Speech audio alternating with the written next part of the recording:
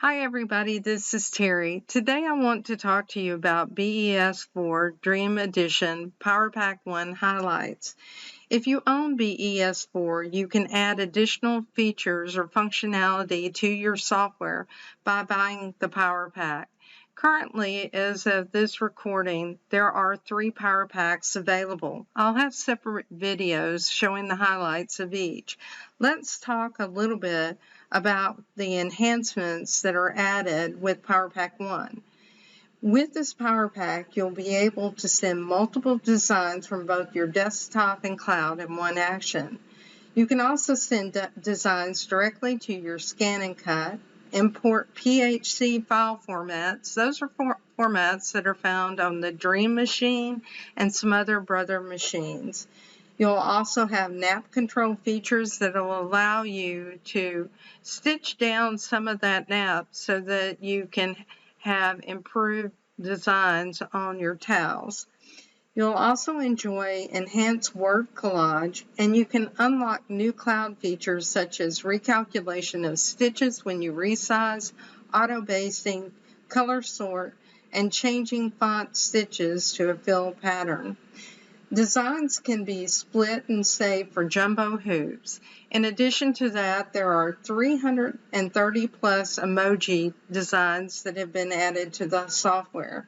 You can also convert fonts and shape designs into decorative fills with borders. So I'll cover a few of these items, but before I begin, I'd like to thank my sponsor, More Sewing. Located in Southern California, Moore's Sewing Center has multiple locations. Due to the COVID-19 virus, all the stores are closed. George Moore is offering a very special price for a limited time. You will want to follow Moore Sewing on Facebook to take advantage of these very special offers. So let's get started with our video. The first thing I want to show you are some of the many emojis that you can add as designs. In order to do that, all you have to do is go to Home, go to Add Design, and you'll select the category that's called Emoji or Emoji Large. Now keep in mind that I own all the Power Packs, so I may have drop-down menus and features that you don't have. Let's select this cute design. I'll just scroll up on the page. And here is the cute monkey. Now, obviously, this design is too large, and you notice that it gave me a message that some satin segments may not appear. And you'll see that right here. Let's undo, and let's open it again, and I'll show you how to prevent that. So I'll go to Add Design. I'll locate that particular design, and I'll just double click. Now it's sized correctly. I can resize it and change some of the fills as well. The next feature we're going to look at is called Nap Control. You'll notice this design that I have on the screen. I've colored the background or recolored it to a darker color so you can see the nap pattern that was created behind this particular design. Let me show you how I created that. I'll go to File, choose New, then we'll go to Home, select Add Design. From the Design menu, I want to locate Monogram Designer Frames. I'll select the square, I'll double click. Now while I'm here, I know that I want to change the color of this, so I'll go ahead and select all items, and I want to recolor this blue. So we'll back up using the double arrows, and I'll select blue. Now I'll go to Add Design, and under Monogram Designer Frames, I'll select Design BMF BD0015. I'll double click. And what I'll do is I'll go to Arrange. I need to select everything though, so I need to select all items because you'll find out that the menu is grayed out if you have not selected any items. I'll go to Arrange, horizontal, vertical, and center. Let's go ahead and go back to home. I'll select to resize this on the screen, and I'll click off of it. I do want that outside frame to be larger. Now, I'm not going to worry about this alignment not being correct because I need to add text. So I'll go to Text and click on the center of the screen. I do want the charm text. It's open because I have practiced before this video. I'll type the letter M and I'll go ahead and choose Apply. Now, while it's selected, I'll move it towards the center of the frame just to see if I like it or if it's too large. I may make it slightly smaller. All right, let's go ahead and scroll up to the top. We'll select all items and make sure that we select it by choosing all items. We'll go to Arrange, Horizontal, Vertical, and Center. Again, I'll look at this outside border. If it looks like it is too small, I can have a choice. I can resize the outside border or I can resize the square. I'll go ahead and resize the square. I'll select the square and I'll go ahead and resize it proportionally. Now I'll select all of the items by choosing all items. I'll go back to Arrange, Horizontal, Vertical, and Center. Now that looks more appealing to me. While everything is selected, I want to go to the Tools menu and I'll choose Snap Control. I like the offset, which is 0.08. I want to offset from stitches, but I do want to have a finishing run, so I'll select that. I'll choose OK, and now you can see the nap that was added. This would be very pretty on a towel, and particularly if that towel was an ivory color, the background is what I need. If my towel's a different color, let's say it's orange, I would select it, and I would select that orange, and now I have my design ready to use. I'll now show you Enhance Word Collage. I'll choose File, New. I'll go to Word Collage. With this Power Pack, it added enhancements, including 2 different types of font. We'll select the shape that is the sewing machine. Under the words, I want to type thread, needles, pins, fabric, and scissors. I'm saving this as stitches. You may notice that I have artwork that is showing on my menu. That is because I own all the Power Packs. I'll go ahead and change the first font to Hortons. I'll leave the size as it is, and I'll change the second font to Lively. And I'll change the size of the Lively font to 0.6.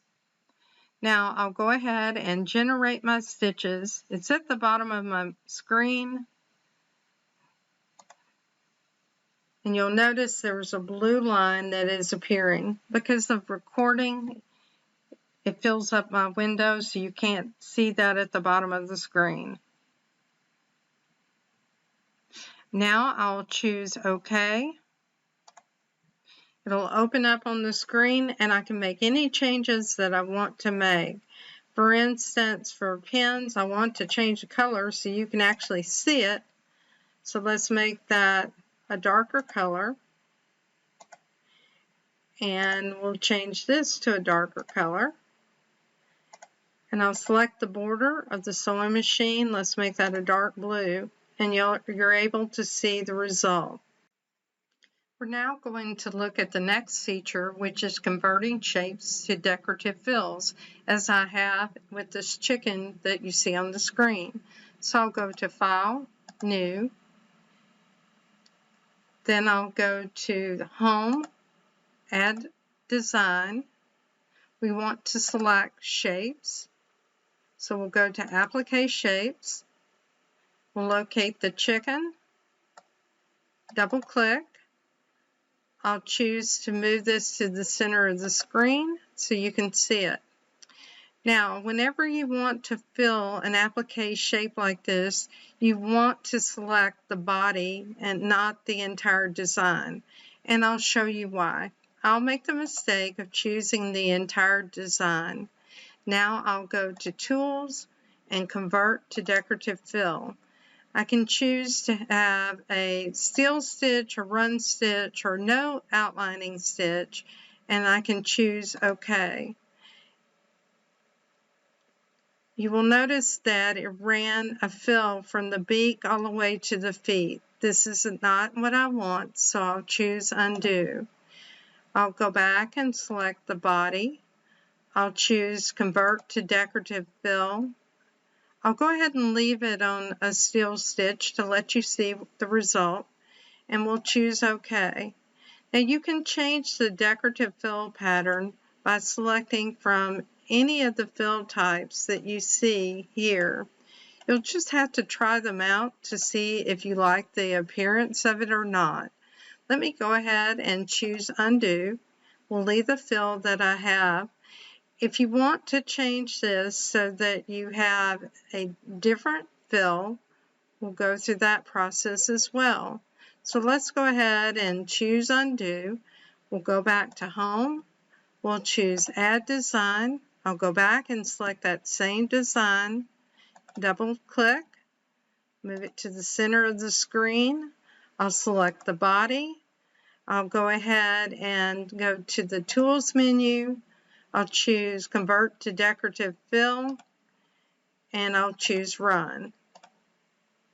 And now you can see what that fill would look like with the outline stitch as opposed to a satin stitch or steel stitch. Now let's save this by going to File, and we'll choose Save As so we can name it. And we'll leave it in the Paste Setter Outline BRF file, but let's save this as Chick with the Motif and choose Save. Now we want to go to the BES button, and we want to choose Save to Cloud. And we'll leave it with that name and choose Save. And choose OK. As long as you leave the BRF format, you have the ability to make more changes to it. When you save it as a PES file, it becomes stitches, and you'll have less ability to make those changes. And you'll have your designs, and you'll notice the chick with the motif. You could send it directly to the machine right now, but I have something else I want to show you. So let's say that we wanted to add text to this right now. We could do that. We can also add a basting stitch around it, and you'll notice a basting box. Let me go ahead and choose Undo.